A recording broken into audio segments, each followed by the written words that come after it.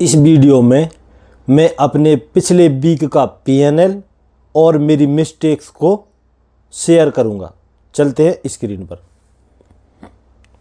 यहाँ पर हम लैपटॉप की स्क्रीन पे आ चुके हैं। जो एक वीक शुरू हुआ था ना, ये 3 नवंबर से लेके 7 नवंबर तक, क्योंकि 5 दिन ट्रेडिंग होती है ना, सैटरडे संडे छुट्टी रहती है और इनमें से एक दिन छुट्टी भी थी, आपको याद होगा। तो सबसे पहले हम डायरेक्टली चलते हैं यहाँ पर।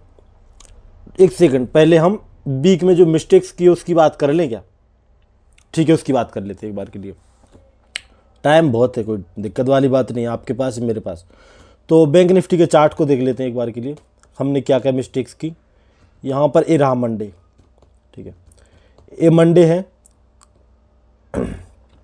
दिखना चाहिए सबको। यहाँ पर मेरा प्लान था सेल करने का, लेकिन मैंने बाई किया था और मैंने यहाँ कहीं पे बाई किया था। थोड़ा सा लॉस नज़र आया था हमको, लेकिन ओवरऑल हम प्रॉफिट लेके गए अच्छा खासा, आपने देखा होगा। तो मंडे को हमने अच्छा काम किया, प्रॉफिट लेके गए थे। और बात करते हैं अब अगले दिन।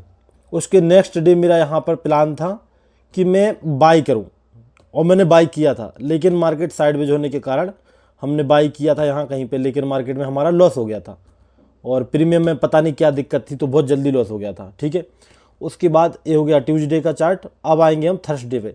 यहाँ पर थर्सडे को हमारा सेल करने का प्लान था और यहाँ पर हमारी परफेक्ट ट्रेड थी। परफेक्ट समझते हो? ये देखो, यहाँ से ट्रेड ली हमने और एग्जैक्ट डाउन साइड में हमने यहाँ पे कहीं पे इसको एग्जिट किया था। तो ये अच्छी ट्रेड थी हमारी, कौन सा, थर्सडे को। और उसके बाद शायद अगले दिन की छुट्टी थी कि पहले हो गई, जो भी है, हाँ पहले हो गई, सॉरी। अभी फ्राइडे का चार्ट है। फ्राइडे को हमारा प्लान था सेल करने का, लेकिन मार्केट में गैप डाउन हुआ तो हमने सेल भी सही किया था। मैं दिखाऊँ एक बार के लिए, हमने मार्केट में यहाँ कहीं पे सेल किया था और प्रॉफिट तो नज़र आया, लेकिन कम होने लग गया था यहाँ कहीं पे। तो फिर मुझे पता चला कि नहीं यार, मार्केट तो ऊपर जाने वाला है। तो फिर मैंने क्या किया कि अपने ट्रेड को 2 ट्रेड नहीं कर सकता था मैं, तो चेंज तो नहीं किया, लेकिन मैंने कट करके भाग गया। बाकी देखो, मार्केट अच्छा खासा दिन में ऊपर गया था, तो एक हो गई। ठीक है, अब ये मिस्टेक देखते हैं। अब जैसे हमने मान लो पहले दिन जो ट्रेड की, हमने यहाँ प्रॉफिट बनाया। अब जब प्रॉफिट बनाया तो मिस्टेक तो पता नहीं चलेगी, लेकिन यहाँ पर एक मिस्टेक है। मिस्टेक ये है कि वैसे थोड़ा सा हमारी एंट्री पॉइंट गड़बड़ हो गया था। पता है वो एंट्री पॉइंट गड़बड़ क्यों हुआ? क्योंकि अपना सेलिंग का प्लान था यहाँ पे, समझ रहे हो? सेलिंग का प्लान में आप बाई कर रहे हो ना, तो एंट्री पॉइंट गड़बड़ हो सकता है थोड़ा बहुत, इसलिए अपना एंट्री पॉइंट यहाँ पे कुछ ज़्यादा ठीक नहीं कर सकते, क्योंकि सेल का प्लान आप बाई करोगे तो कुछ तो दिक्कत आएगी सही, क्योंकि आप डायरेक्टली चेंज कर रहे हो ना एक बार में। अब बात करते हैं अगले दिन क्या गड़बड़ी करी हमने। यहाँ पर देखो, हमको बाई का प्लान रखा था। मैंने क्या सोचा, यहाँ पे मैंने सोचा कि यहाँ से मार्केट ऊपर गया है और यहाँ पर होल्ड किया तो बायर वगैरह निकल गए होंगे, लेकिन बायर ऐसे ही नहीं है, वो निकलती नहीं है मुझे लगता है, इसलिए वो बैठे रहे थे और मार्केट ने उनको टारगेट कर दिया पूरी तरह से और मार्केट नीचे चला गया। तो ये कारण हो सकता है मेरे अकॉर्डिंग।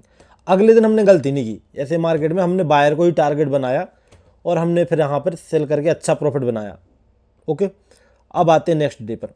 अब यहाँ पर देखो, यहाँ पर मिस्टेक क्या की। यहाँ पे देखो, मिस्टेक कुछ ज़्यादा समझ में नहीं आएगी मुझे, क्योंकि यहाँ पर अपना प्लान सेलिंग का था, प्लान भी सही था, ट्रेड में प्रॉफिट भी नज़र आया, टारगेट नज़र आया, लेकिन बुक नहीं कर पाए।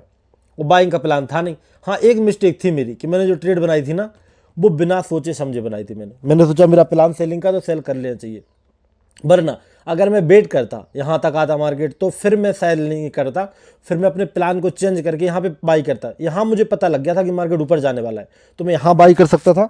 अगर बाई चांस में यहाँ भी छोड़ देता तो यहाँ कहीं पे बाई कर लेता आराम से, जब नीचे आया था ना, तो यहाँ पे ट्रेड बन सकती थी।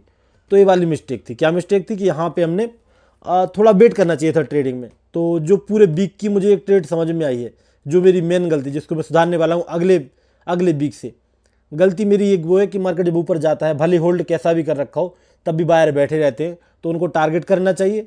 और दूसरी चीज़ क्या है आपको, कि यहाँ पे मार्केट जब क्या बोलते हैं, ट्रेड लो आप, तो थोड़ा वेट करके लेना चाहिए ट्रेड। डायरेक्टली मार्केट भाग रहा है ना कैंडल से, आपका सेलिंग का प्लान है, भले ही सेलिंग में जा रहा हो तेज़ी से, मगर थोड़ा सा देख लो, चार्ट को समझ लो, उसके बाद काम करना चाहिए।